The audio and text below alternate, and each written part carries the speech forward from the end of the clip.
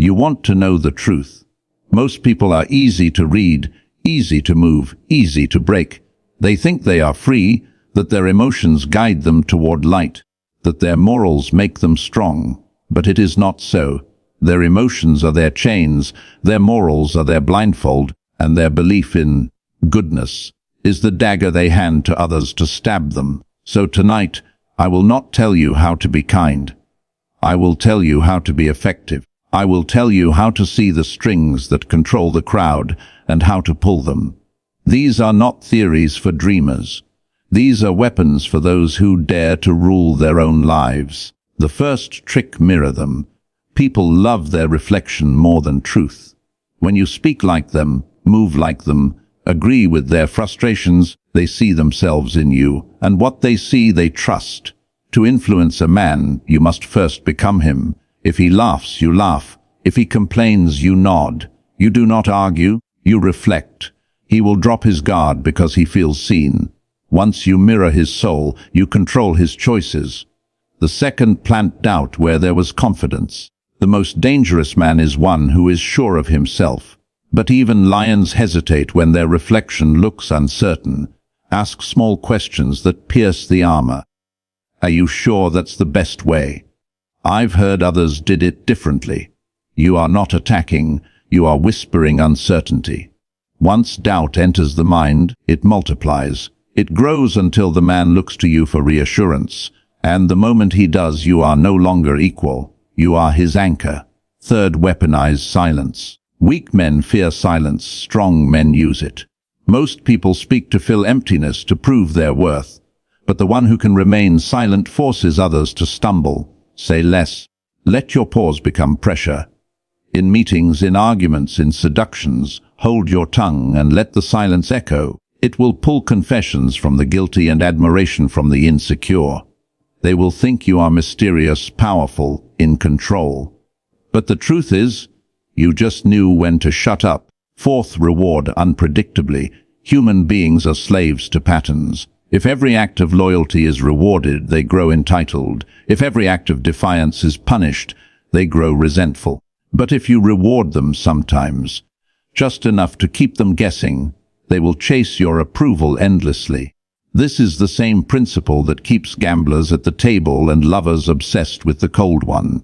Intermittent reinforcement. It binds stronger than love, tighter than fear. Fifth: use guilt as a leash.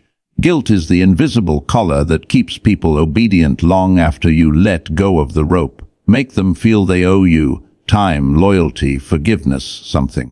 Do not demand repayment, simply remind them of your sacrifice. I did it for you. I believed in you. I stayed when no one else did. These phrases wrap around the heart like chains. People will carry your will not because you command them, but because they fear disappointing you. Sixth: appear weaker than you are.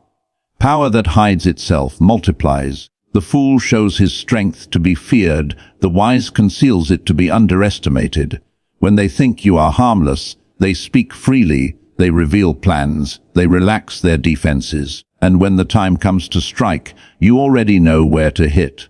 Never show the full blade, only the handle. Let them think they hold it. Seventh: create urgency. Nothing moves the human heart like the illusion of time running out, now or never. Last chance. Everyone else already agreed. These phrases bypass logic and ignite instinct.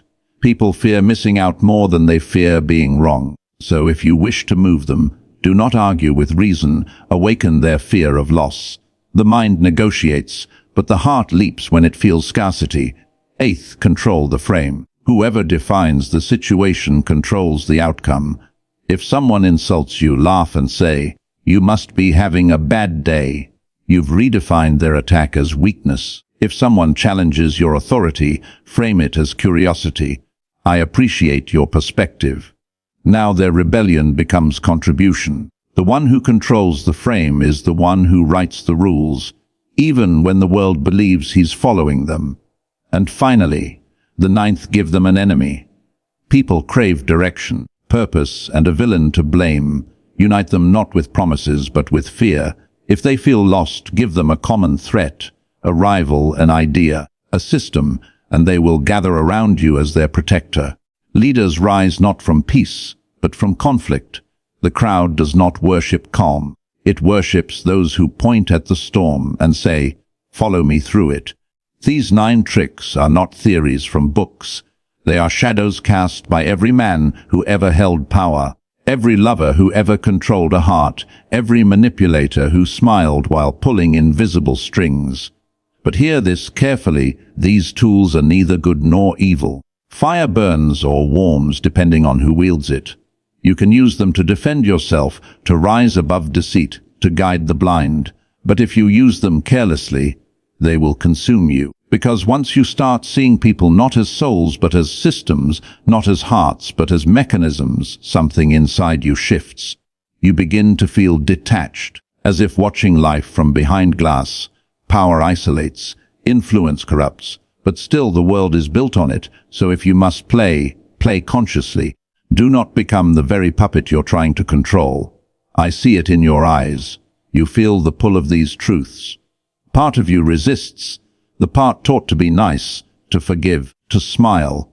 But another part, the part buried beneath disappointment and betrayal, knows that the world doesn't reward purity, it rewards understanding. To survive among wolves, you cannot walk like a lamb. So, my friend, stop apologizing for being strategic. Stop thinking that manipulation is evil. Everything that breathes manipulates. Nature manipulates.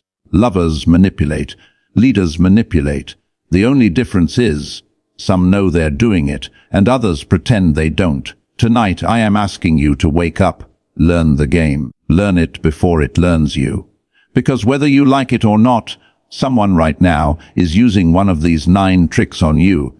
At work, in love, in politics, in friendship. And you will only break free the moment you recognize the pattern. In this world, innocence is not a virtue, it's a vulnerability. Awareness is the new morality. Control your emotions before someone else does. Master perception before it masters you. And remember, the one who understands human darkness, not to worship it but to wield it, will never again be at the mercy of another. Because the truth is not kind. The truth does not care.